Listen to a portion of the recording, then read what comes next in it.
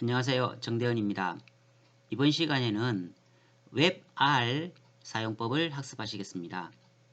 R 스튜디오를 통해서 우리가 직접 코딩도 할 수 있지만 이미 잘 짜여진 매크로 사이트를 활용함으로써 스킬을 더 높일 수도 있다는 것입니다. 자, 먼저 웹 R 사이트에 접속을 해 보실게요. 자, 이와 같이 웹 org 사이트로 접속을 하시면 됩니다. 여러분들이 이 웹 R 사이트를 활용하시면 클릭만으로 그 어려운 R 사용법을 쉽게 익혀나갈 수 있다고 하는 장점 때문에 여러분들께 소개를 해드립니다. 저는 이미 정회원으로 가입이 되어 있습니다만 여러분들 처음 방문하셨을 때는 몇 가지 내용을 기입을 하시고 회원으로 가입하시면 됩니다. 학생 회원으로 가입을 하시면 한 달 무료로 사용할 수 있으니까요. 이왕이면 가입을 하셔서 R을 직접 한번 구현해 보시기 바랍니다. 먼저 여러 기능 중에서요. 웹에서 하는 R 통계, 웹에서 하는 R 통계라고 되어 있죠. 그 중에서 우리가 이거와 그 다음에 지도를 그리는 ggplot2 정도를 활용해 보겠습니다. 자, 웹에서 하는 R 통계로 접속을 해 볼게요. 먼저 세 가지의 서버가 뜨죠. 어떤 것을 접속하셔도 상관이 없습니다. 자, 접속을 해 볼게요. 자, 여러 가지 메뉴가 뜨죠. 그 중에서 우리는 이 리그레션, 즉 회귀 분석에 관한 내용을 먼저 학습하시겠습니다. 회귀 분석은 인과 분석입니다. 원인과 결과를 분석하기 위한 R 메뉴입니다. 우리가 회귀 분석을 해야 되는 이유 중에 하나는요. 기업에서 매출액에 영향을 미치는 여러 요소 등 원인과 결과를 분석할 때 가장 많이 활용하는 통계 분석 방법이 회귀 분석입니다. 회귀 분석은 독립 변수와 종속 변수 간의 상관관계를 분석하는 통계 툴입니다. 이번에 학습하실 내용은 매출액과 광고비 간의 상관관계를 분석해 볼 건데요. 그 전에 본 사이트에서 제공하고 있는 기본 파일을 가지고 한번 리그레션을 돌려보겠습니다. 편의상 한국어로 변환을 시키고요. 그러면 종속 변수와 독립 변수가 있죠. 자, 키와 몸무게 간의 상관관계는 존재할 겁니다. 그러면 우리가 몸무게 그 다음에 독립 변수로 키를 넣고요. 그 다음에 우리가 통상 95% 신뢰 수준에서 통계적 유의성을 많이 판단하죠. 따라서 0.05 유의 수준으로 바꾸어 줘야 됩니다. 자, 나머지는 그냥 기본으로 한번 돌려볼게요. 좌측에 보시면 리그레션 분석이 있죠. 자, 클릭을 하면은요. 키와 몸무게 간의 상관관계에 따른 통계 분석을 이렇게 실시를 해줘서 결과치를 도출합니다. 여기서 이제 여러분들이 세부적인 리그레션 결과 해석법은 여기서는 생략을 하고요.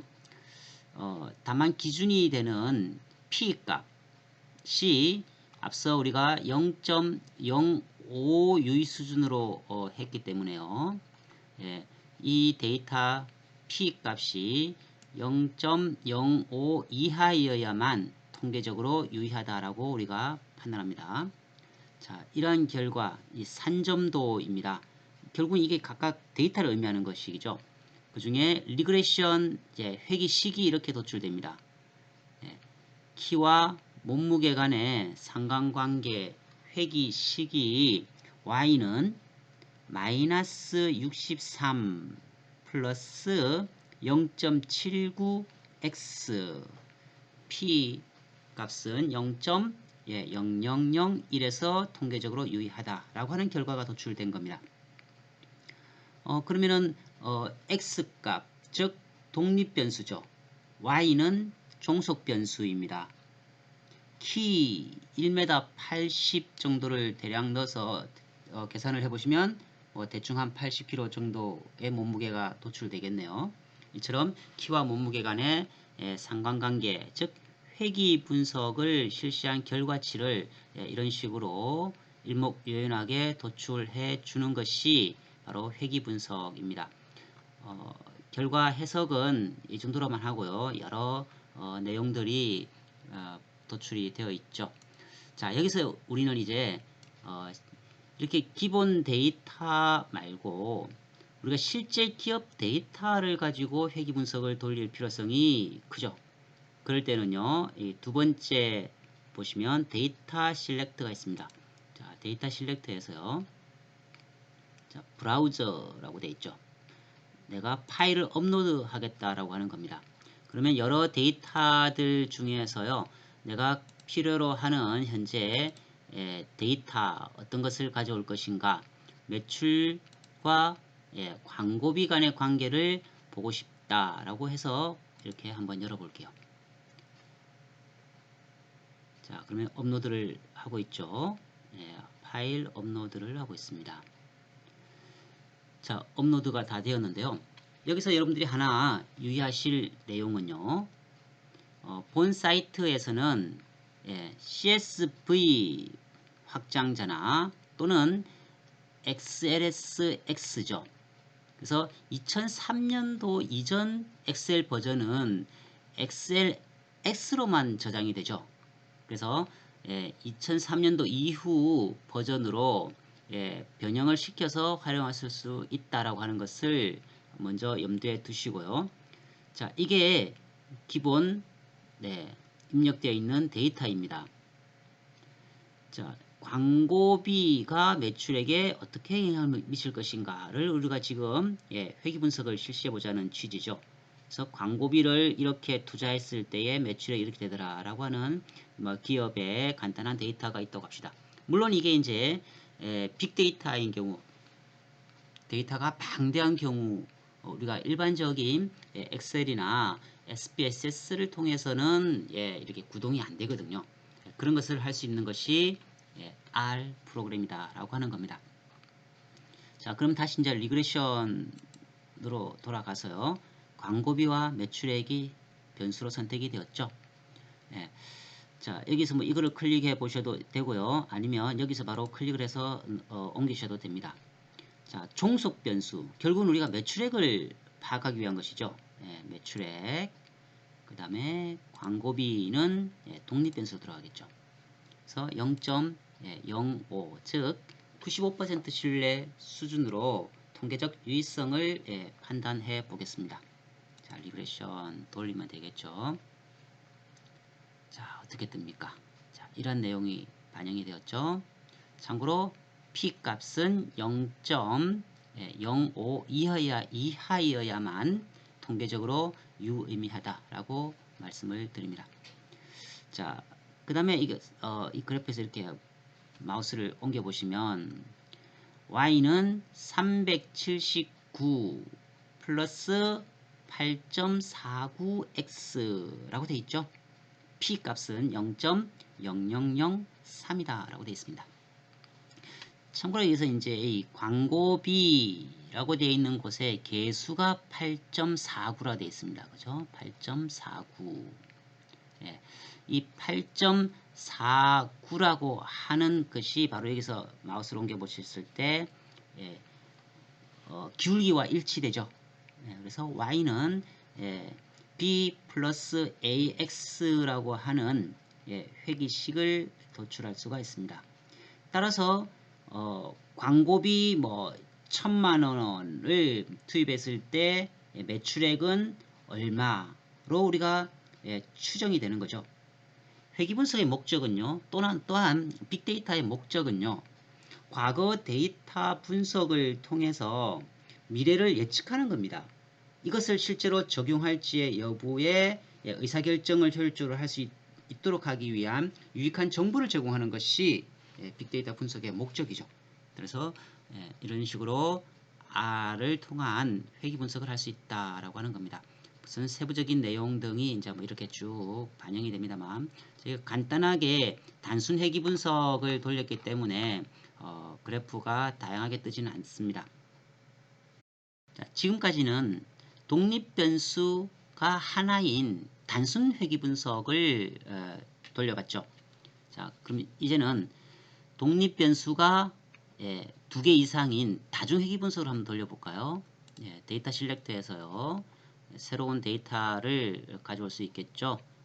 브라우저 가서 자, 새로운 데이터, 자, 이걸 연봉이라고 하는 것을 한번 열어볼까요? 데이터가 완료되었죠. 그러면 다시 리그레션으로 가서요. 이제는 연봉, 근속연수, 직급, 학력과 관련된 이러한 다중 변수를 가지고 돌려보겠습니다. 우리가 종속 변수는 실제 연봉 책정을 어떻게 할 것인가에 대한 관심이겠죠. 그래서 이게 자, 종속 변수로 연봉을 넣고요. 그 다음에 설명 변수, 즉 독립 변수로는 예를 들어서 뭐 근속 연수, 그리고 뭐 직급, 그 다음에 학력 등이 실제로 어떻게 영향을 미치는지를 95% 신뢰 수준으로 해서 보여달라. 그리고 이번에는 여러 가지 내용을 다 한번 선택을 해볼까요? 그래서 리그레션을 분석을 할 수가 있겠죠. 자, 어떻게 나왔습니까? 자, 결과값이 이번에는 이렇게 나오죠. 보시면 P값이 0.05 이하여야 된다 그랬죠. 학력은 어떻습니까? 0.05보다 더 큰 값이 나왔습니다. 따라서 학력은 영향을 미치지 못한다라고 하는 결론이죠. 그래서 우리가 학력을 제외한 변수로 다시 리그레션을 돌려줄 필요성이 있습니다. 자, 그럼 여기서 학력을 한번 빼볼까요? 여기서 학력은 유의하지 않았으니까 제외를 시키고 다시 분석을 해달라 요청을 하면 되겠죠. 자, 결과값이 반영이 되고 있습니다. 자, 이렇게 나왔네, 그죠? 자, 이제는 P값이 다 0.05 이하로서 통계적으로 유의미하게 해석을 할 수가 있겠죠. 그래서 회귀식을 한번 도출해 보면요, 이렇게 되죠. Y는 287 플러스 20.79X라고 되어 있습니다. 네. 그래서 우리가 이러한 회귀식을 가지고 뭐 예를 들어서 근속연수가 몇 년인, 직급이 어떻게 되어 있는, 예를 들어서 경력 사원을 신규 채용할 때요. 근속연수가 몇 년, 그 다음에 직급이 무엇이었냐에 따라서 적절한 연봉 책정을 할 때 유익하게 활용할 수가 있겠죠. 자, 이러한 R의 분석을 실시를 하면 이렇게 다양한 어떤 그래프로 이렇게 가시화를 시켜주는 것이죠. 정기분포 여부와 각종 그래프로서 쉽게 한눈에 인식을 할 수 있게끔 시각화 기법이 뛰어난 것이 R 프로그램의 특징이라고 할 수 있겠습니다. 자, 다음은 ggplot2를 활용해서 지도 그리기를 시도해 보겠습니다. 웹에서 하는 R 통계에서 ggplot2로 접속을 하시고요. 자, 서버에 접속을 하시면 됩니다.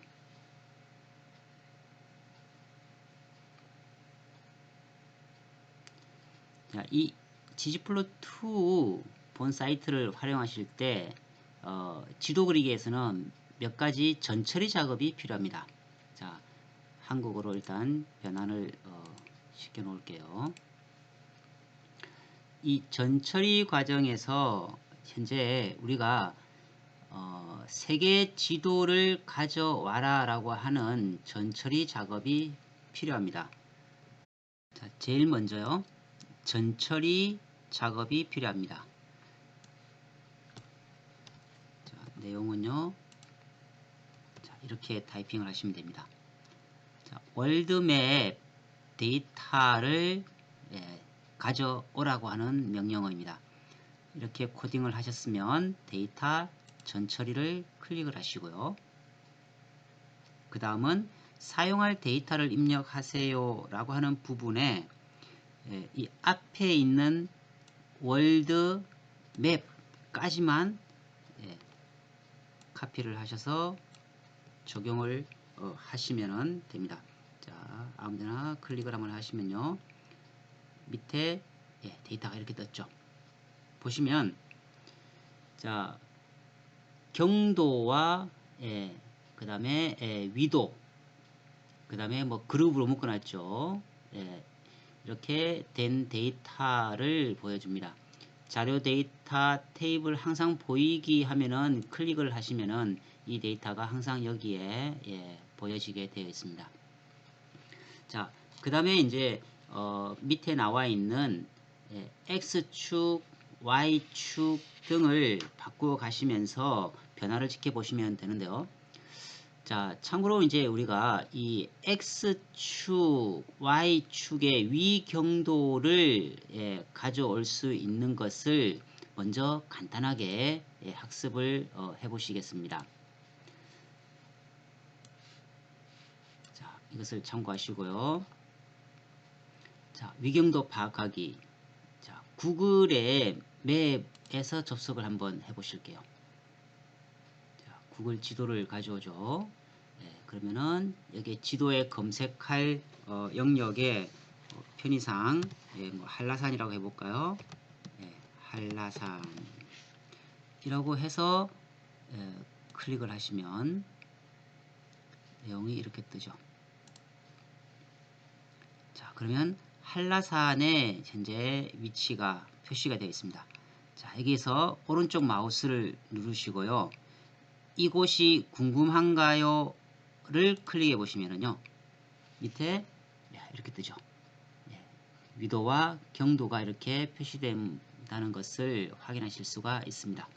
자, 이렇게 위경도를 다 표시를 해서 이미 우리가 지금 현재 보시고 있으신 이 세계 지도 데이터의 위경도가 표시가 되는 겁니다. 자, 이제 그러면은 X축에 자, 경도를 표시하시고요. 그러면은 이렇게 변화가 일어나죠. 그 다음에 Y축, 즉 미도를 선택을 하시면 계속 적용이 이렇게 위에 됩니다. 자, 그 다음에는 자, 그룹으로 우리가 각 지역을 분류를 해놨어요. 그래서 그룹이라고 하는 것을 선택을 하시고요. 그 다음에 field이라고 되어 있죠. 지역별로 보여달라라고 하는 리전을 선택을 하시면 됩니다. 자, 지금 계속 적용이 이렇게 되고 있습니다. 시간이 다소 조금 소요는 되고 있습니다만 계속 적용이 되고 있다라고 하는 것을 아시고 계시면 될 것 같고요. 그 다음에 여기에 지오메트리 옵션들이 많이 있죠. 이것을 이제 여러분들이 차곡차곡 학습하시면 되는데요. 현재 세계 지도를 가져오라고 하는 것은요. 자, 여기에 보시면 플레이건이라고 하는 게 있죠. 자, 이거를 클릭해 보실게요. 자, 이렇게 바뀌죠. 중간중간 적용이 어떻게 되고 있는가에 따라서 여러분들이 한번 이 바뀌는 화면을 한 번씩 지켜보시기 바랍니다. 자, 이렇게 이제 데이터가 적용이 막 되고 있죠. 그 다음에 범내 위치를 좀 바꾸셔야 됩니다. 현재 범내 위치 표시가 되어 있는데요. 이것을 전혀 적용하지 않겠다라고 하는 것을 먼저 하시고 변화되는 것을 한번 지켜볼게요. 자, 이렇게 지도가 로딩이 됐죠. 자, 이러한 세계 지도를 가지고 우리가 여러 가지 이제 뭐 도표와 함께 연계시켜서 뭐 표시하는 뭐 코로나19 발생 지역을 색깔을 변형시키면서 이러한 지오메트리 옵션 등을 활용해서 다양한 변화를 추가하실 수가 있습니다. 밑으로 쭉 내려보시면 똑같은 결과가 이렇게 나와 있죠. 그리고 여기에 보시면 실제 여러분들은 R이나 R 스튜디오 솔루션을 통해서 이렇게 일일이 코딩을 하셨어야 됩니다. 그것을 클릭만으로 이렇게 현재 결과를 도출한 상황이죠. 다음은 아시아 일부 국가만 표시해 달라고 하는 것을 연습해 보시겠습니다. 자, 먼저 다시 상단의 화면에서요. 기존의 데이터를 다시 초기화시켜야 됩니다. 전처리 초기화를 클릭을 하시고요. 그 다음에 아시아 국가만 가져와라 라고 하는 명령어의 전처리 작업이 이렇게 코딩을 하셔야 됩니다. 자, 이렇게 하시고 데이터 전처리 하기를 클릭을 하시고요.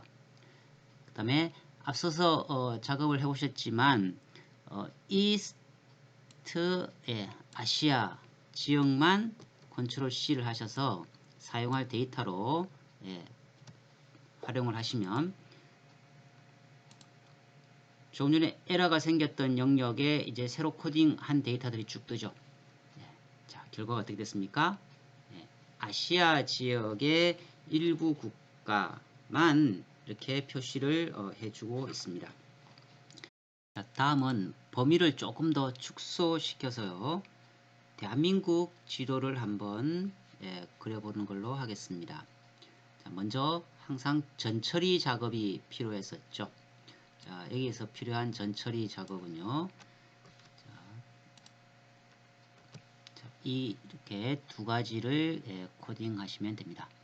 그 다음에 데이터 전처리하기를 클릭하시고 사용할 데이터는 맵, 자, 포스 지도를 가져오면 됩니다.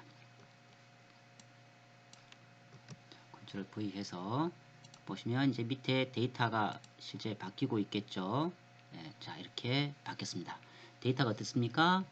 자, 자료 테이블을 항상 보이기로 처리해 두시고요. 혹시 여러분들이 에러가 발생을 하면은요, 본 서버를 벗어나서 재접속을 하시면은 에러 발생률이 적게 될 겁니다. 자, 이렇게 서울특별시, 부산시, 대구 이렇게 대한민국 관련된 위경도를 구글 맵에서 확인해서 이렇게 실제 데이터를 만들어 놓은 거죠. 자, 이 데이터를 우리가 활용을 해서 어떻게 대한민국의 지도를 이제 좀 잘 표시할 수 있을지를 한번 볼게요. 자, 먼저 X축은 여러분들 해보시겠지만 경도를 넣으시고요. 그러면 이렇게 적용이 되고 있죠. Y축은요, 당연히 위도가 될 겁니다. 그 다음에 바꿔야 할 내용이 보시면 fill 변수라 되어 있죠. 즉 지역별로 나누어서 채워달라고 하는 의미이고요. 자, 그 다음에 몇 가지 많은 것을 이렇게 해보시면 되는데요. 예를 들어서 뭐 텍스트 파일을 써서 지역별 표시를 할 수도 있겠죠. 자, 지역별 뭐 표시를 할 수도 있고요. 자, 그러면은 뭐 레이블이라고 되어 있습니다. 여기에 우리가 name2라고 해볼게요. name2. name2의 의미는 현재 여기서 보시면 name은 서울특별시, 부산시 이렇게 쭉 좀 길게 되어 있죠. 간단하게 지도상에는 뭐 서울, 부산, 대구 식으로 두 글자로 표시를 해달라고 해서 name2로 파일을 만들어 놨죠. 그래서 여기서 레이블을 name2로 적용을 하시면 조금 더 보기가 좋을 겁니다. 자, 그 다음에는 이게 좀 아래쪽에 보시면 예, 맵이 있습니다. 자, 이게 맵이 있죠. 예, 자, 맵을 클릭을 하시면은요. 참고로 이제 변화가 어떻게 되고 있는지는 이런 식으로 이제 좀 보시면 됩니다. 자, 맵에서요. 맵 아이디를 이거 지역으로 하겠다라고 하는 예, 자, 리전을 넣고요. 그 다음에 맵에는 다시 맵이라고 표현을 하시면 됩니다. 맵 사이즈는 조금 축소를 시킬게요. 예, 0.5가 좀 크게 나오거든요. 0.1로 하고요. 알파 즉 밝기를 여기서 의미합니다. 자, 뭐 0.4 정도의 밝기로 표시를 해볼게요. 그 다음에 색상을 한번 바꿔볼까요? 색상을 좀 익숙한 뭐 블랙으로 한번 해볼까요? 네. 블랙을 찾아서 블랙. 네. 이 정도 하고 변화되는 걸 한번 볼까요? 자, 이렇게 돼 있죠. 자, 지금 한글이 깨졌죠. KO 예, NLP에 이제 조금 문제가 있어서 이렇게 뭐 지도상에서는 현재 깨지고 있습니다. 그러면 뭐 텍스트를 적용 안 하겠다고 하면 되겠죠. 그러면 텍스트를 이렇게 없앨 수도 있겠습니다. 자, 그러면 텍스트가 예, 쉬워졌죠. 자, 이렇게 적용이 되고요. 자, 그 다음에 우리가 이제 좀 우리가 일상적으로 많이 보던 지도에 비해서 좀 펑퍼짐하죠. 그래서 예, 축을 비율을 좀 고정시켜 볼게요.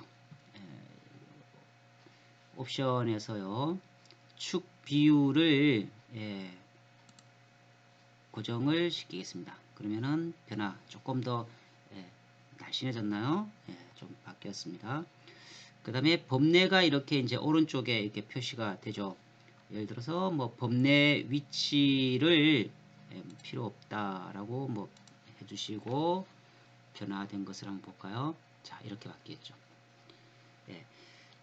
여기에 이제 우리가 여러 가지 또 관련된 것을 서로 연결을 시킬 수가 있겠죠. 실제 여러분들은 어떻게 하셨어야 된다는 거예요? 예, 여기에 표시된 이렇게 긴 것을 일일이 코딩을 했었어야 한다는 겁니다.